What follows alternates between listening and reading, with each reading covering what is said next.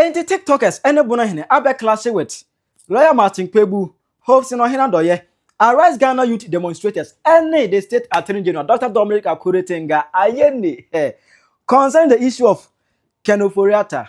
Me breaking it down to your understanding. I have Penyah breaking it. I'm just saying the over like video, not that I'm put a subscribe button, some back the cable notification icon of latest updates. Now, bet you the wide range. I'm a comments. Expense of us. Not say for so be share. So you know the issue of Ken Ofori-Atta. Ghana, your former finance minister Ken Ofori-Atta. As a bit much less we do on my now, just what table of my Ghana sika the man on for more mind would this no a whole lot of issue. But mine, you know, what's a for years this man never took a salary. Why nyake to other? In case you don't know Ken Ofori-Atta, he served selflessly. He served this country without taking home any salary. But this wouldn't make sense to some people because they believe that they want to take salary, but of our country, you are my seeker. Your opinions are, welcome. Normal. No, Ken Ofori-Atta, and I said, I'm going to say, I can in this virtue, we do my seeker. Dr. Dominic Akuretenga ayene, just say, while making case against myself. 378 charges and that hit believe we say you quite do TNA. More say Ken Ofori-Atta is guilty no. Ma bodam ma dwen ya adwuma ho muni munyansa. Listen to me. Ghana mara kire say enipa even kronfo am robber kra yakwa chi say bia police for na ko pie to ko che no but say it is alleged say nipa we robbing na course na okan ho bi. Police for kwachine kura na emra ne say he is innocent until proven otherwise. Nidi hote until said kwa jina mra na nim na mra ne bebu abono. It now Ken Ofori-Atta is innocent man until proven guilty. Court to be anywhere. Yedi nasem ebu anfo. It one of the two like a can kwasasem he can sue just that now na no be yen he ana o make case against Obi Kro Ghana Hanumwa, it make sense. It will never substantiate it, I normal. Yes, sir. I can more than one like a canvas, he can take any of you on. No, I watch it. Baby, didn't ask me you to watch him. Now, you know, said I'm no Casana. Now, someone this one is so interested in. I said, Omra Ghana Hanumona, young fan, Uncle Jinam, Uncle Chuchan, of course, at Train General, Eddie, Cordway Abono, Uncle Court, Uncle Chirim. Ebubana okodem anase ne de oman ne be kire so ontua ana onya ne enena and onu anu jejireje ba na this for na asem no mutwintwa je say o ma handle issue to the point that say onu nko ni power disco Ghana ha no mo pen ba obeka ya ba fon ko chekakra mahama the first time o mama mi bi said nam tamakuro o ma the position as maslock boss ma o tabre o man sika mama mi se mama fanye empuntuo at her sector mama ne bo ma ba Emma from 2015 eba. Mama ne hwe din hu se no. Ekuf aba no mahama obelusi 2016 no. Pa eno gani free Ghana han got na USC. Because no hu say ye tore se mahama elusi a. Ekuf ade be china tum. Ogane got na USC. Ekuf ade be na 2016. Ana Godfred Odame anu ye the state attorney general draw na Ekuf ade era. Odi mami asem in absentia cause na atwe na mami opese oba Ghana han mo. He was tried in absentia. Dinasem in absentia. Emma a bubon. Emma you try 10 years. Emma say mami won omra Ghana no me dem. 10 years in mami nama. And it was so interesting, so shocking to see say that then NDC and Omi opposition party they never told Mahama say Mahama Onama said them Temakura appointment. It now the dinas me buabon corruption. Confane bra. They never said anything. But now, omu catch Akufo-Addo say, Akufo-Addo pese or fight so open or genuinely or fight corruption. They are then Oma Ken Ofori-Atta mra Ghana. This is total foolishness. This is stupidity. Akufo-Addo never Ken Ofori-Atta. Never no. And you know, these people know more yes I did know. And it's so interesting say, yet na Ghana ha for 8 years. And this ni be anyone or ye demonstration. Said them Temakuru do my sika ye dinas me buana for. They are demonstrating say other than the US government and Fanema. They stood so low. They stood quiet without talking about the issue of said them Temakuru.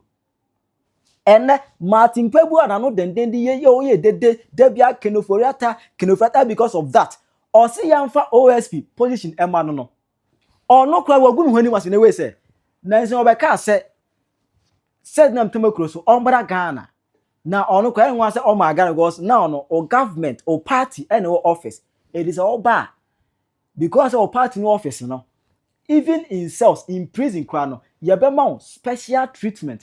To be honest, Saturday so when the NDC won, I thought she would have quickly come back because look, the plain truth is that when because she's a high-profile person, should have gotten better treatment in the prisons. So for me, the moment NDC won, I was like, when this woman come down quickly, come and serve some years, maybe 3 years, and then the president will pardon her.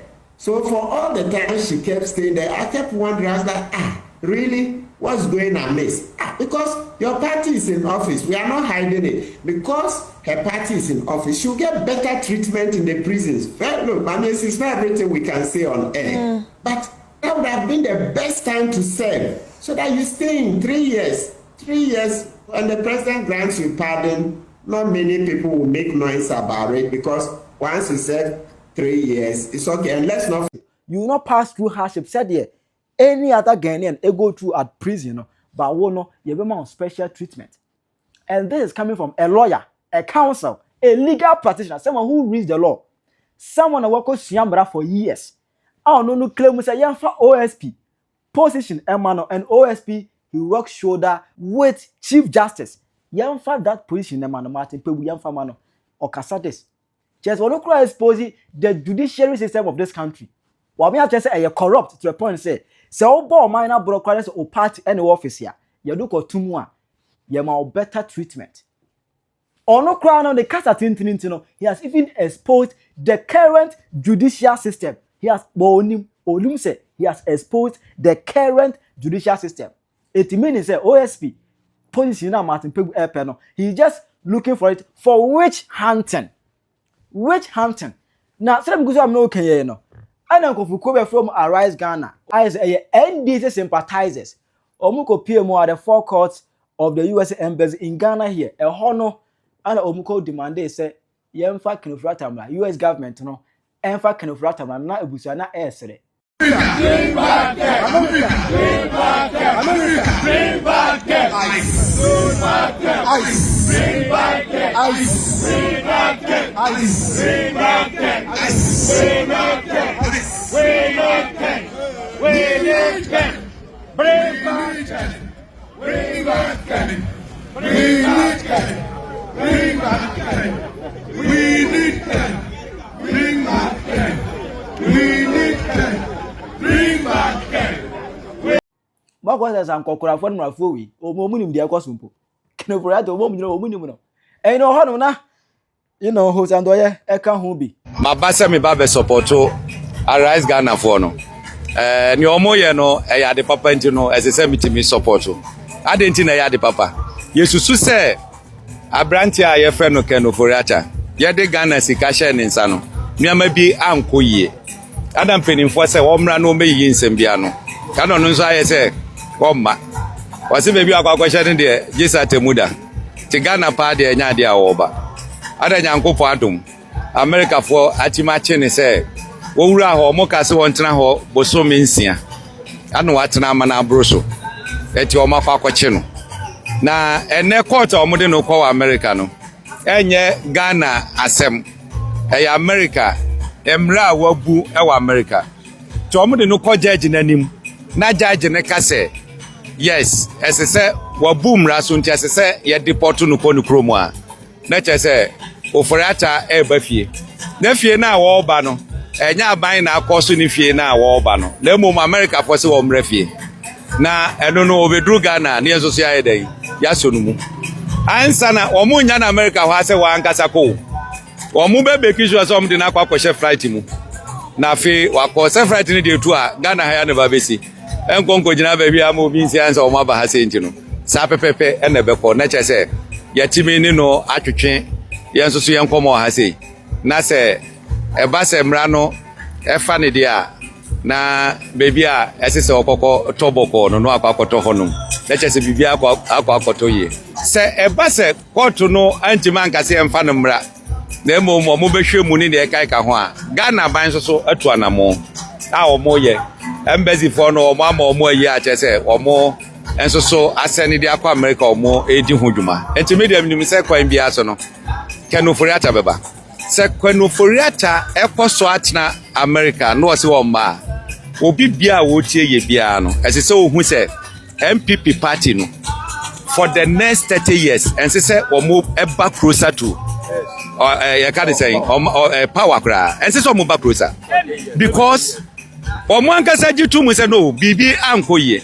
and then the letter no yi otro ese osre kwan na mereji otro ni 2nd January 2025 na ye hand over anu o se wo ko na obeko 4th no about 28 January besinde and ye 19th and 20th and then 20th aka just 8 days na 1 full year wo maye e kire se wan ka so nimu se wa bokro no wa ye bibi enti na wadwane enti sa ni bai ono MPP for egbe na wanya hwi no wanya hwi a esese buhu se yenya bo corruption a eye MPP papa na tima spending $97 million amia dia kwakotu amna enya amna ne gege hwe adan ya na wo ho aye bubu nu wo ka se wo quantify sa no manyina ye National Passport Office na wo ho no ye bubu nu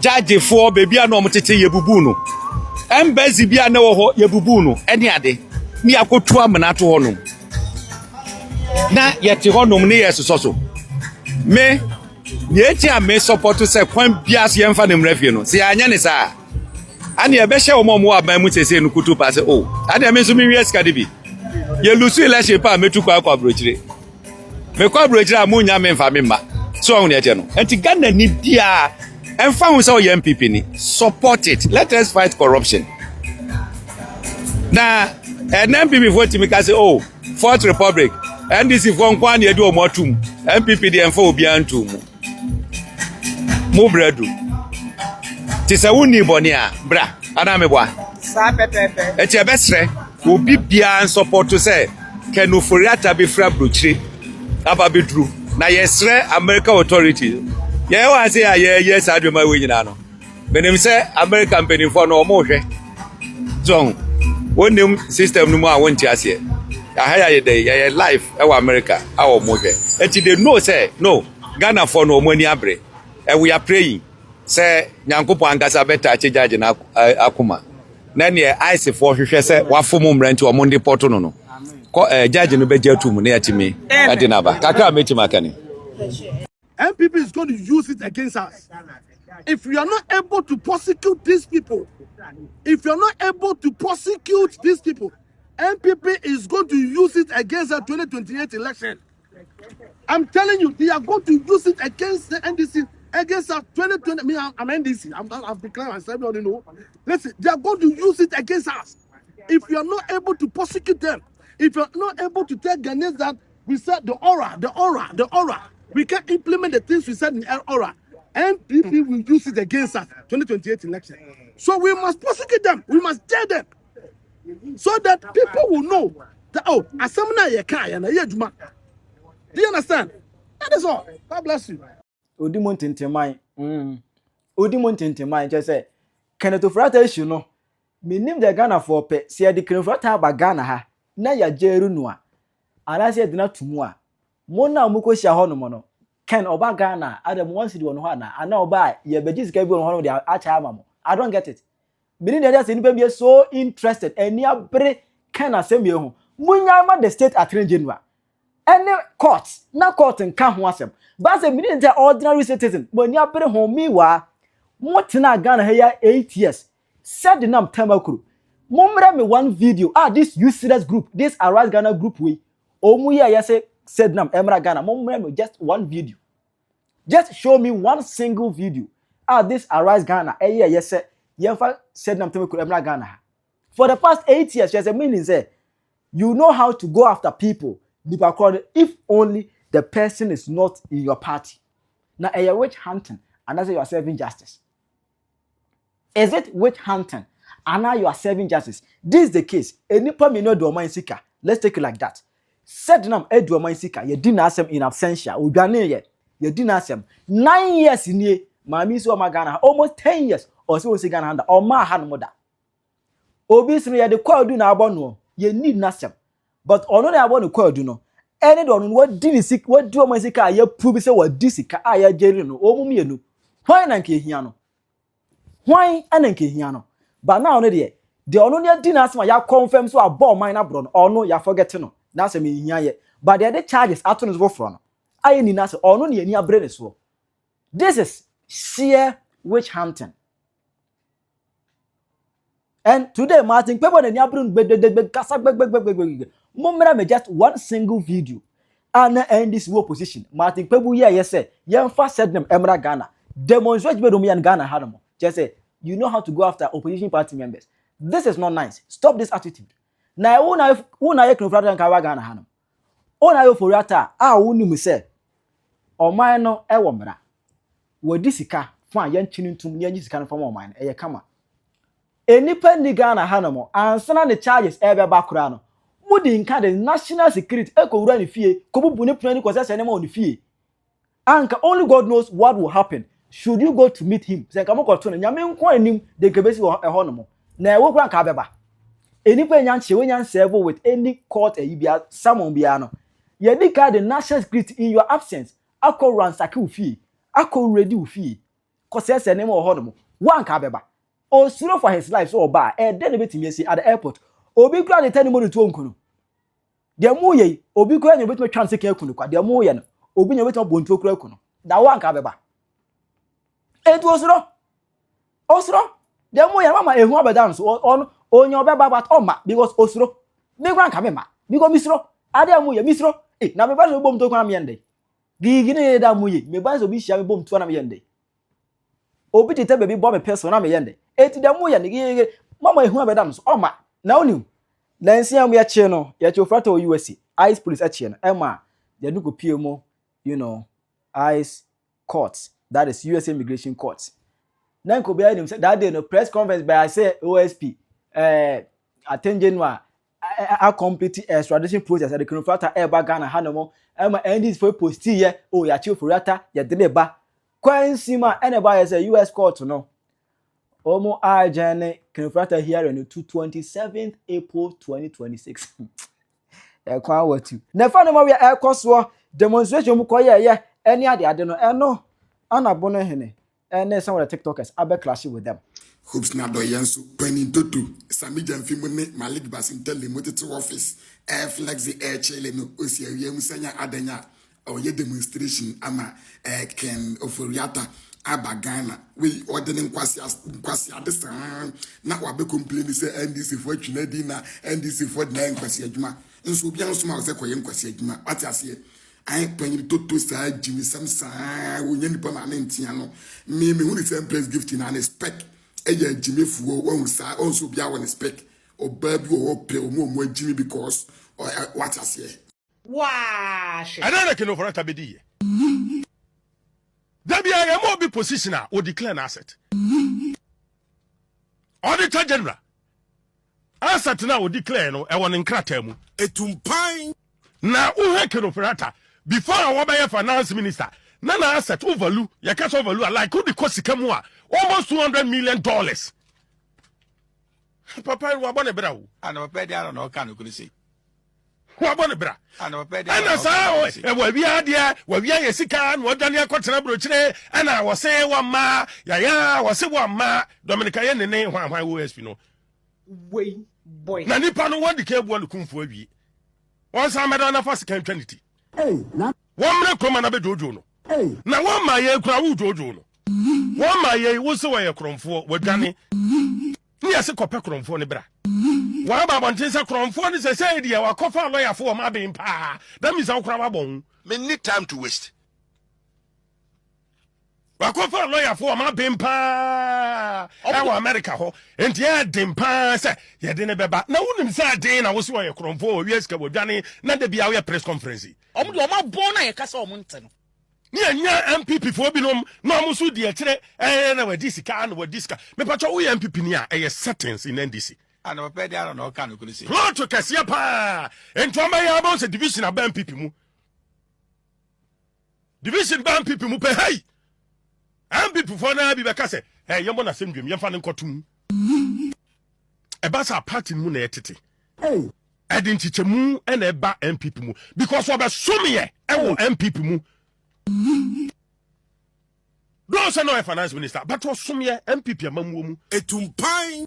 ne pension any economic growth of 5.7% 2024 Brana Ghana for so amount for MPP nya hwe e no ma say e no ma ko bisi basa yenkoyanim yenkoyachi economic growth of 5.7% adwin kase so da ya adwin keto antiase foreign reserve of 8.9 billion menya bo trachechim akoma ye ka foreign reserve no a sika ye de begu ho baabi ya wone de ya si sika we de ka ha na hotira ba na to renche mi ba ne ye bibia na enya yi a ye de ensa be so sika no bi ne ye de aba ne ye de bebo ye ho bra ene fa foreign reserve no 8.9 billion adwin kase so da ya adwin keto antiase beside this abana bisa John Dramani Mahama mo say atofo senka ho bi finance minister say omo ba ye no sika ba na omo be pegu ho a first year 2024 omutimi chechire man no ye kan we aso be reset o man say nya finance minister Ken Ofori-Atta bisa NDC for no adwin kase so da ya adwin keto antiase omo kuro omo so ama ba no ama ya ye bi so omo say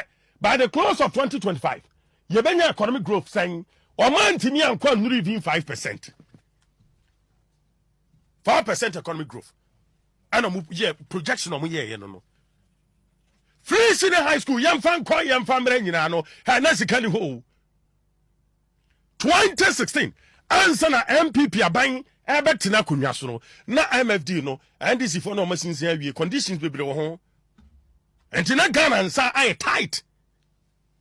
All right, good afternoon, Mr. For my church bibia. Na awia my ending komo kakra. Enra Ghanaian youth be sorry say omo eye oye kire e de a kire say Ken Ofori-Atta ekwan bia so e wo say yeman baka na han musie simply because it is alleged say Ken Ofori-Atta or we are Ghana sika enti wo so ba na obebu nkontan na avie so oman no mra eni ni ndise de sitie.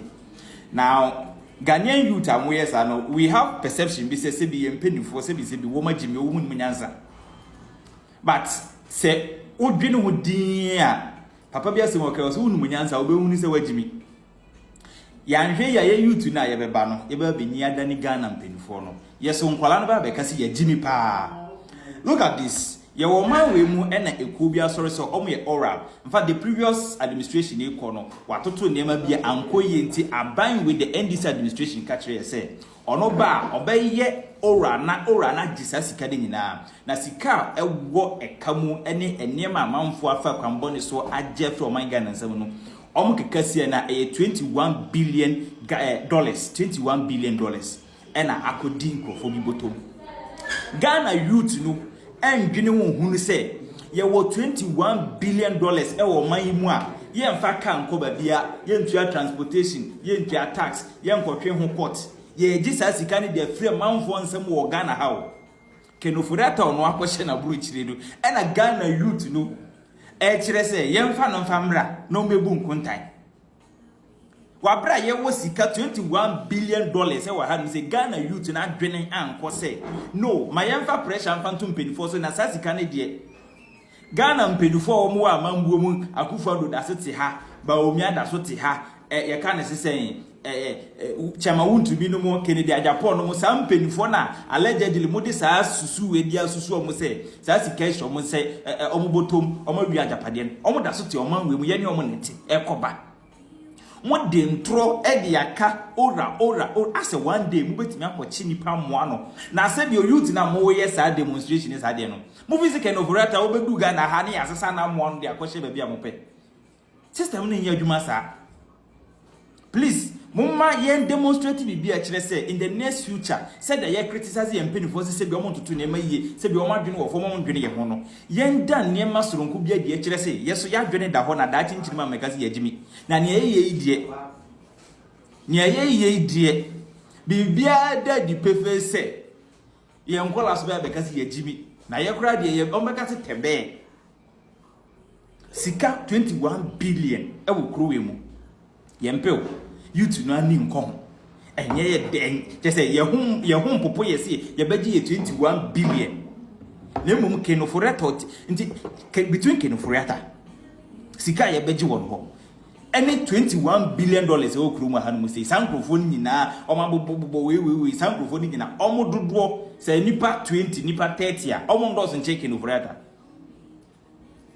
Ghana youth no adwene eda yetimu ne nye akorrupt eya say ena ye boy ye mpenifo achi o ye bo machi ne mpenifo ye kra ye de kra chen bibia se wani abre se wo pesika de amoman Ghana wo pese ye nye sika de chichire oman na ye sere mo Ghana mpenifo ne Ghana youth a mo na mo se se mo pesika de abo oman no ye wo 21 billion dollars bi okro emu eno ye mfa kan ko babia ye ka plane ticket ye nko ye hu bibia ye betimi agisa sika na ha Mama yen channel ye energy ni ye effort enko sa 21 billion dollars on ne engisa sika no unum nyansa nka obehu se wagimi se wo pese Ken Ofori-Atta eba Ghana ha no se na wo de na court na wakoye ni se na wakoye ni se na Ken Ofori-Atta obedu a na chese wo ba munsem anye adwuma sa